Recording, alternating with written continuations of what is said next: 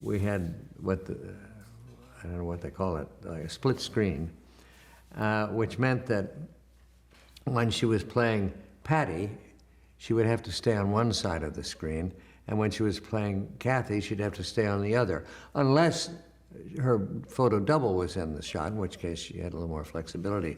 But if it's going to be her talking to herself, for instance, she would have to shoot the scene as Patty, and she would have to stay on this dividing line down the middle. They could do this better now with CGI, but then this is how they did it.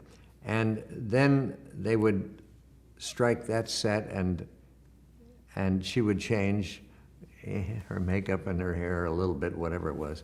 And then she'd come back and do the same scene on the other side of the line, making sure never to cross that line.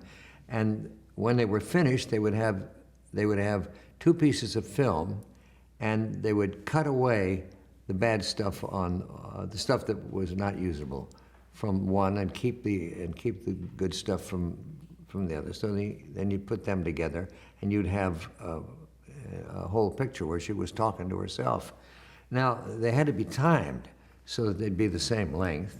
And eventually they were wise enough to realize that they might as well use a playback of her reading in the first scene so that her capable but not particularly talented stand-in would not have to read them off screen, or the script supervisor. It was better if she was playing with a recording of herself. So they got to do that.